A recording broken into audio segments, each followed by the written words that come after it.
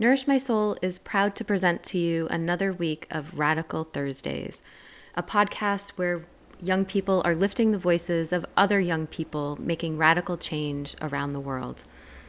This week is going to be a little bit different, however, in honoring what we teach our young people to advocate for themselves and to know their limits and to ask for help when needed. Our hosts, Bella and Kenya, are college freshmen this year and currently in the throes of their very first college finals week. So knowing that they are under a tremendous amount of stress and wanting them to do their absolute best this year in their finals, we are supporting them by taking over this week's podcast. And I will be interviewing one of our inspiring young junior chefs. So this young man, Ben, has been participating in our programs for a few years, and I think you will be inspired by not only what he's doing in the kitchen, but outside of the kitchen and the ideas that he holds for our future and for the message for not only young people his age, but also for the adults listening to this podcast. So I hope you enjoy our takeover, and I know that you can't wait to have Bella and Kenya back. They will return refreshed and ready to go next week. Enjoy. Welcome back, everybody. So this week, for our Radicle Thursday, I am talking to one of my junior chefs who's been doing the program for a couple of years, and his name is Ben, and I'm really excited for you all to meet him. He's a really cool guy. So can you go ahead and introduce yourself, Ben? I'm Ben. I love doing music, cooking, and I love creating things.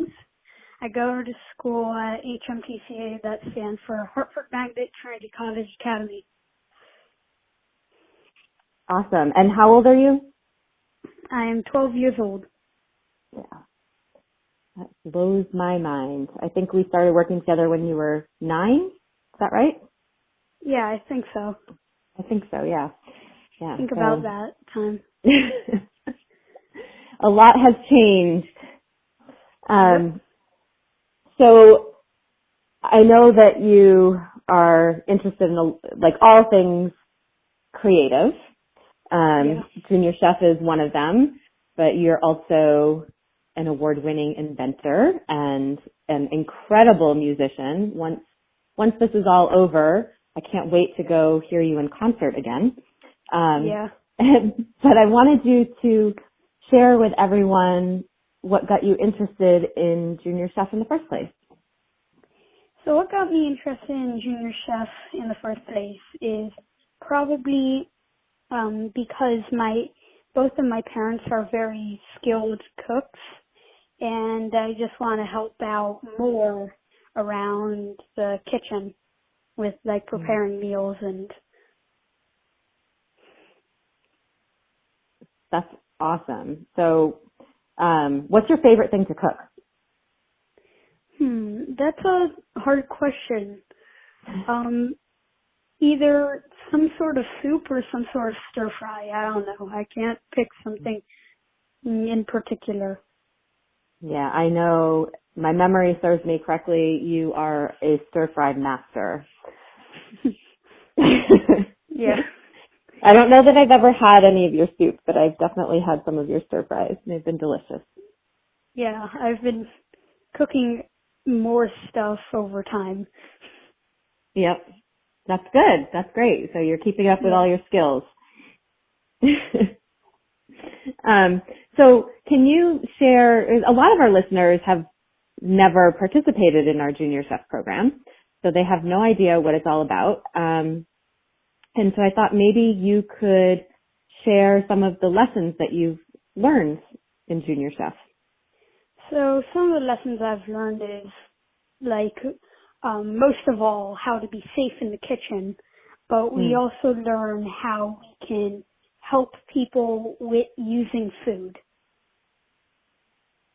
So that's also a very good skill to know. Yeah, definitely. So can you give me an example of that? So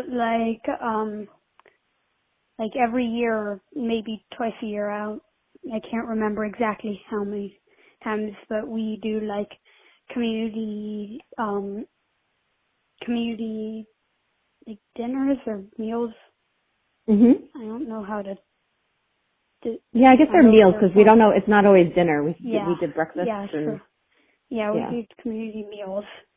So you also have done. I don't know if you remember any of them, but you've done community outreach, right? Each of our junior chef sessions. Oh yeah, I do remember that, yes. Yeah. Do you remember any that you participated in? I can't remember what your groups have done. I think the one that I remember most is the one where we did like the lemon custard to the library Oh, or okay. something like Yep. that. Yep. Yeah. You guys decided that you wanted to thank the librarians. That's right. Yes. Yeah. That was nice. They really appreciated that. So for those of you listening, who don't know anything about our junior chef program, we try to instill in our young people that food is kind of like a way to express love. So when you are cooking for yourself, you are showing love for yourself, and when you're cooking for others, you're extending that love to them. So we like to give back to our community, build community through food as an expression of love for our community. So that's what Ben's talking about with his community outreach at the end of the session. And then that also is extended for those community meals that he was talking about. Yeah. So do you have like a standout memory from any of the community meals? I know you had participated in one in I particular that think I'm thinking of where we had like over 300 people and it was yeah, crazy. that was crazy. But I think I've like two or three of them. Mhm.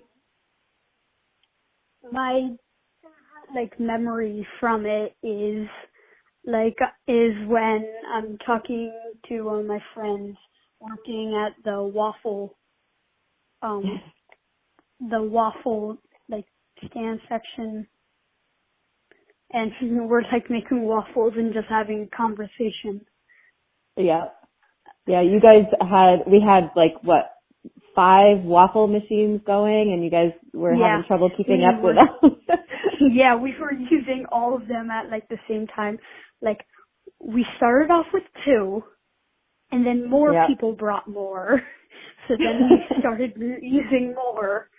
And then we had ended up with 4 that are all on different timings where we're trying to make sure none of them burn. Yep. Yeah, that was crazy. There were a lot of people that were wanting your waffle. I think they were sweet potato waffles, if I'm remembering. Yeah, I think the one where it went crazy was sweet potato waffles. But I think we also had one where it was can't remember exactly, but I think it was just normal waffle batter.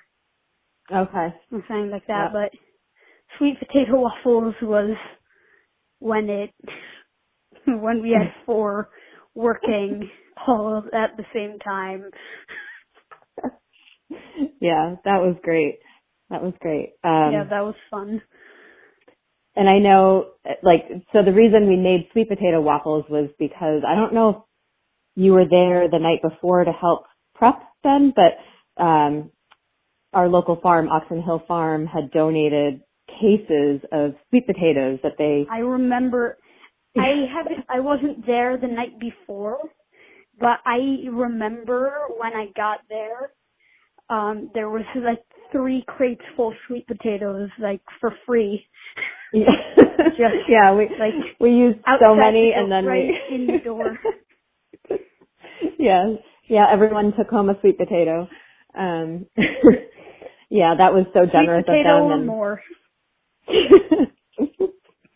yeah, that was great. So, the community dinner started because our high school students wanted to reduce food waste. So we were using stuff that would have gone to waste otherwise. And it's just incredible to see the amount of food like that would have gotten thrown away had we not fed 300 people.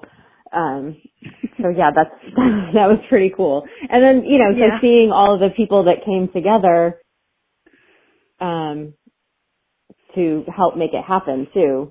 It takes a lot of people to pull off a dinner. The amount of volunteers that were there was insane. That shows that the community wants to help give back to people who really need it. Mhm. Yeah.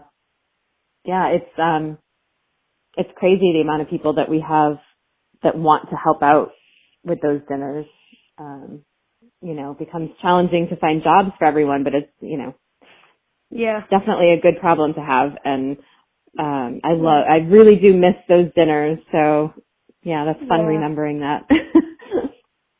We have Girl Scouts that volunteer, Boy Scouts, and our junior chefs and high school students and, just all kinds of people. Yeah. I think sometimes we have just as many volunteers as we do guests coming to eat. Yeah. That is when it goes a little crazy. Yep. in the kitchen, just walking in to get more batter. It's crowded, people moving everywhere. Yeah. Yeah. That was back in the days when we could do that, right? Yeah. Oh. So what is your what stands out the most to you from those meals? Really the amount of people who volunteer and who want to help, and also seeing people's reactions when first they see a 10-year-old walk up with their food at a station, and just the reaction to the food and seeing how good it is. Yeah, right? Who would think that people would be demanding more sweet potato waffles, right? That's not something that people usually think of. And we have a lot of, tentative people who are like, sweet potato waffles, I'm not so sure about, but once they try it, they love it, so. Yeah. Yeah, and I love seeing something that always gets me at those meals is seeing the number of people that normally eat alone and seeing them light up as they, sit and talk to people they didn't even know were their neighbors. They finally get to meet some other people in their community and make connections. And that's cool. Yeah. When that happens. I really enjoy that. Yeah. Yeah, that's always my favorite part.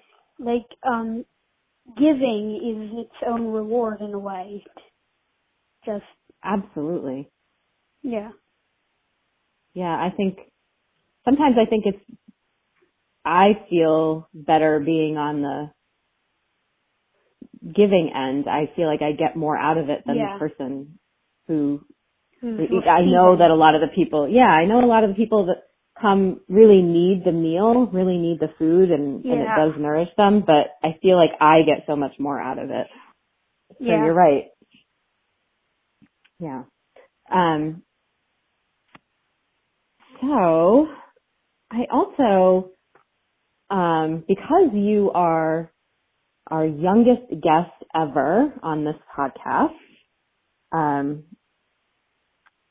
quite a few years younger than anyone else that we've had conversations with, so your perspective is going to be unique and really meaningful, and I'm really excited to dive into this conversation with you. I really am curious about your thoughts and perceptions on what's happening in the world right now. So, something that makes me most, the thing I miss most about what's going on, before what's going on, is being able to see people. And helping out at the community meals and being able to just see everybody in school. That's something I really miss. But I think, though, school, since I'm all virtual, school is like almost our class is like ahead of the in-person kids. So that's an upside from it. So that's great. positive from what's going on. Yep. That we get more work done, we're more focused, and and if somebody's talking, the teacher can just mute them instead of keep saying, "Can you stop talking? Can you stop talking? Can you stop talking?" Mhm. Yeah, that's something I hadn't thought of. That's really great, because as someone who teaches young people, that is really disruptive when you have someone that wants to be the center of attention all the time, and they're taking away from the learning of everybody else. So that's really helpful. I'm so glad that you're able to find positives in everything that's happening, because I think it's human nature to focus on some of the negative stuff. So that's actually what we call resilience, when you're able to focus on the positive and take the good from something and move forward. So you're being very resilient. I'm very proud of you. But I do worry about the kids that kind of need more of that one-on-one instruction. So I'm glad that there is still an option for some people to come into the classroom, because everyone has a different learning style, right? So that's great. So even with virtual, there are every Wednesday, since we have a half day, there are one-on-one teaching things for kids who really are confused about the assignment or need help with understanding something. So that's a good thing that my school's doing too. That's fantastic. That's really wonderful. Now that you're talking about this, I'm thinking about it from a different perspective, and I appreciate that. My Thanksgiving looked very different this year, as did a lot of other people's. And my children are all adults now, so, and they're scattered everywhere, so we were unable to get together in person, but we did it virtually. And I've been telling people, even though I was sad that I wasn't going to see them in person, I got 3.5 hours of their undivided attention virtually, which I wouldn't have gotten in person. So it's kind of like your classroom, right? So there's people distracting and things happening, and you don't get that focus that you get when you're virtual and looking at a screen. So that's really good positive. Thank you, Ben. Yeah. We all need to reframe it and think about it a little bit differently. Yeah. So then I'm wondering what you think it's going to look like moving into the future. When we have this pandemic behind us, what kind of things do you think will have changed because of it? I think one of the biggest things I think would change is school, because my school especially, they are seeing virtuals getting ahead of in-person, and maybe they'll have an option for a hybrid model where they have some days virtual and some days in person, so you could get a bit of both. So you could do work and stuff virtual, but if you need help with something, you could be in person and asking about it. I also think that the future in general will be a bright future, because all my classmates are they are finding the bright things, and they're looking on the bright side, and they're all like very creative. They wanna help and make the world a better place. Mm. So That's awesome. Yeah. I think our future is in good hands. So I'm glad. My generation has kind of gotten stuck in their thinking, and I think, really my generation is probably one of the least innovative generations that we've had. Not that we haven't been innovative, but not to the extent that I think other generations have, and certainly not to the extent I think that you guys are. Like you, as an award-winning inventor, are a prime example of that. At your age, that was last year you won that award, correct? Yeah, 2019. Yeah. Yep. So I think, you were 11 at the time then. I think actually. Were you 10? 10? 10. Wow. Okay. Even more impressive. It was in yeah, so I was 10 because it was the end of 4th grade. Okay. Wow. So yeah, as a 10-year-old, you were winning an invention competition, and so that's amazing. So I would love to have your creative mind kind of think about and share with people any ideas that you might have for what that future might look like. I know you're saying like it's going to be bright, and that you think school is going to be changing. Do you have any specific ideas that you think will be happening in the future? I think we'll eventually find a way to like stop global warming, especially because it's a very major thing that's going on. And if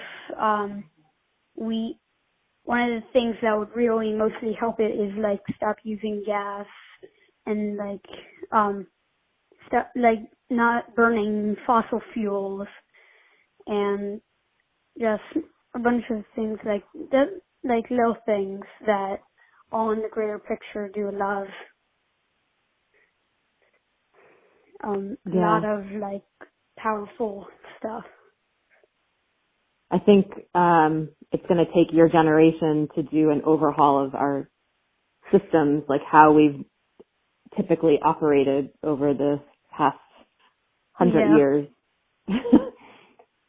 Every like once in a while in a car ride, I talk to my older brother about ways we could like stop using gas and like making electric easier.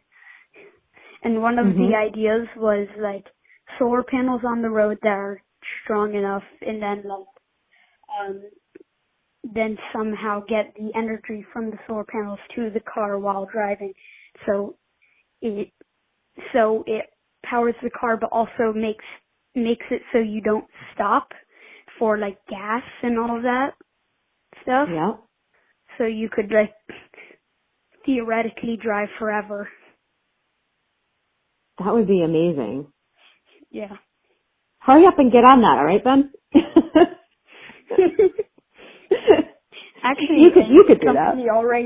A company actually already makes solar panels that are hard enough for a car to drive on. So we're already halfway there. That's really cool. So is that what prompted this idea? Did you read about that, or did you come up with the idea and then investigate? I'm curious how your mind works. I came up with the idea and then found out that happened, and I'm like, oh, already halfway done. I love it. That's so great. Yeah, we need you young people to be thinking like that and becoming creative. So that was actually something else that I wanted to ask you about is, since you are so creative and you've acted on that and you've been successful, and you have such a positive attitude as well. What would you advise for young people your age, and even younger, because you won that award at 10, so even younger than you, for kids about, working on that creativity process and, how they can improve that and how they can help create that vision that we have for a better future? Because I think young people often are told by adults that they don't know what they're talking about and they're silent and they're not taken seriously. So I'd love to hear how you got around that. They're the ones who are shaping our future, which is important to get them engaged in like creativity. So I think something that would probably get them engaged is show them like something that they could do, and then this is like how invention convention works, which is what I won the award with, is you're supposed to find a problem and then invent something to fix that problem. So instead of just finding the problem and complaining, you find the problem, then find a possible solution, then make that solution, and that would never bother you again. Yeah, I love that. Or sometimes that invention, the idea that you have to solve the problem fails, right? I'm sure maybe you had a couple failures. Yeah, we all do, but that's how we learn and we improve. If we did it right the first time, there wouldn't be any nothing learning that you would have learned. Yep. Yeah, so I love that. And I think a lot of people have that extra time right now. Yeah, so, definitely. Yeah. Yeah, so instead of complaining about all of the things that you wish were different, I love the idea. Go out and make a way to fix it so it doesn't bother you again. Yeah.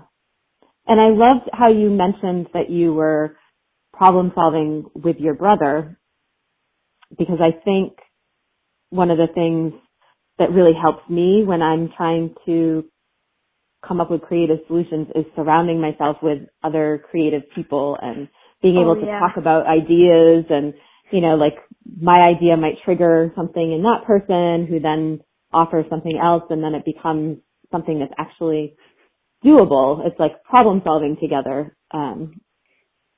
So with me, it's basically like that, but with me, if I see something that's like remotely close to something, I start getting an idea on how we could fix this major problem. And then I usually talk to that with my older brother every once in a while, and he also proposes something, so. Yeah. Yeah, and the idea it's like grows. The entire creative process. Mhm. Yeah, I love that. And I would love to be able to facilitate more of that with Nourish My Soul in our online university that we're launching.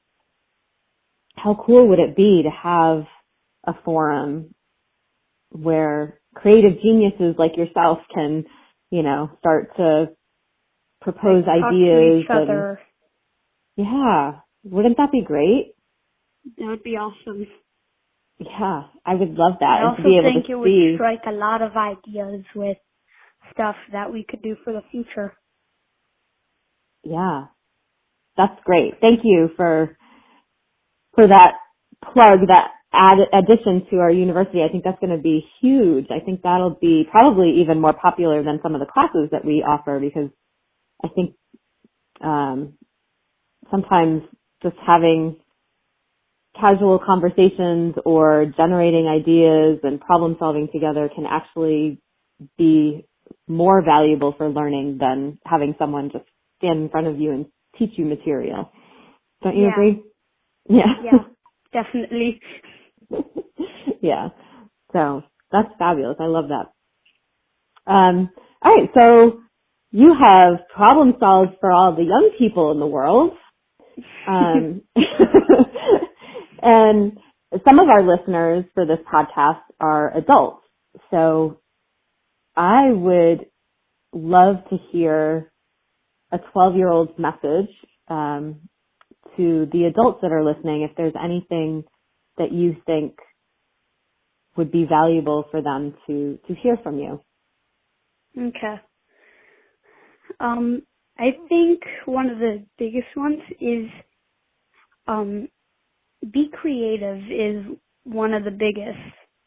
And also, like if you have a kid, be creative with your kid, because then that will spark their, almost like, it will spark their imagination for the future. That, I'll say it again, that they're the ones who are making our future. So if they have good ideas now, they might be able to keep those ideas until when they're old enough where they can actually make it a reality.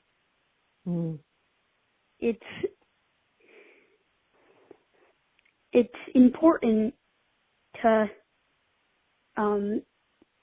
that anyone like problem solve and be creative, imaginative.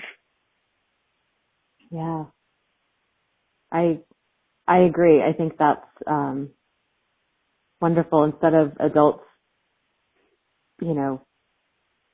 telling young people how it's always been done, or, telling them the way that it should be, opening the door and kind of allowing them to take creative license to look at things in a different way. I know when I work with young people, that's one of my favorite things, is trying to step back and keep my mouth shut, which is hard sometimes, but to hear what young people, how they would problem solve and how they would attack something, because a lot of times their ideas are way better than mine.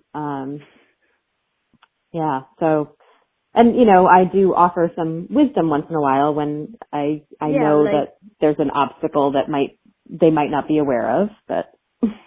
Yeah, and that's also a reason why you should collaborate with many different people, because they might have a different view, or they might have spotted like an obstacle that we would have to overcome. Yeah, that's fabulous. Well, I hope that this sparks some new thinking and some creativity in all of our listeners. You are definitely the right person to kind of push that and get everyone talking about it, because I don't know that I've met many young people that are so multi-talented in all those different creative spaces. So you were even sewing masks this year, if I remember correctly. Is that right? Yes, and when our Elf on the Shelf came out, I took some spare fabric and made it a mask. That's it's great. So you sew, you play music, you invent, you cook, and I also have seen some cool forts that you have made. During what's happening right now, I've also started sculpting too in my free time. So what are you using as a medium? Are you using clay or? Yes, clay. Polymer clay to be exact. Nice. Just easy to sculpt. You can throw it in the oven for a little bit and then it's hard. It doesn't require a kiln. Yeah. Yeah. Are you going to do any, you could turn that into so you can sculpt and then maybe make some animated film with your sculptures. There's no end to the creativity. There is no end. And there also shouldn't be an end. You are right. You are absolutely correct. So, do you have anything that you want to add for our listeners that we didn't get a chance to talk about? Not really. No? Okay. That basically covers everything. Yeah. I really appreciate you taking the time, Ben, and this virtual learning day for you, and talking to our listeners, because I know Bella and Kenya really appreciate it too. They are taking this is college finals week for them, and they're taking their very first college finals. My older brother is also taking his finals, so it's a big week. It is a big week for our college students, and very stressful week, and this being their first experience with it, we are hoping that they are wildly successful, and anything that we can do to help our young people be successful, we are all for it, and we are proud of them for knowing their limits and allowing us to take over the podcast this week and introduce all of you to Ben while they work hard and make us proud in other ways. So thank you, Ben, for being a part of that. You're welcome. All right. And for everyone else, Bella and Kenya will be back next week, but who knows? Maybe there'll be another time when we do a Radicle Thursday takeover and we interview some other people. Hey, maybe you'll be doing the next interview. You'll be facilitating it. All right. Well, thank you. Okay, so I am going to make an attempt at filling in all the areas that Bella and Kenya produce this podcast. And I know Kenya always chooses a quote each week, and I thought it was really appropriate. I was looking at some quotes about creativity, since that was our highlight this week with Ben. And I came across this quote by Edward de Bono, and he says, "There is no doubt that creativity is the most important human resource of all. Without creativity, there would be no progress, and we would be forever repeating the same patterns." And I thought that was a really great quote to follow along after Ben's conversation, because I think that fostering creativity in our young people and allowing them to fill in all of the spaces and the voids in our society is going to be so important in us making progress for the future. And I'm really inspired and excited by all that Ben and all of his peers have to offer. So that concludes this week's Radicle Thursday. I hope I did an okay job filling in those big shoes of Bella and Kenya. And again, if you would like to follow along, we'd greatly appreciate you subscribing to our podcast in whatever platform you like to receive your podcasts. We are on most of those at this point. And if you like and share, that helps us tremendously. And it really doesn't cost you anything, just a little couple clicks on your mouse. And we would greatly appreciate that. It really, really helps us. And if there's someone out there that you think could benefit from hearing it, let them know. Share an episode with them and get them hooked on it as well. Or if you know somebody that would be a good person for us to interview, if you know an inspiring young person, please reach out to us and let us know. You can find us on Instagram. So our main page is nourish.my.soul, or the From the Ground Up Instagram page, which is FRM Ground Up. And you can message us on either of those, or on Facebook. You can find both Nourish My Soul and From the Ground Up on Facebook.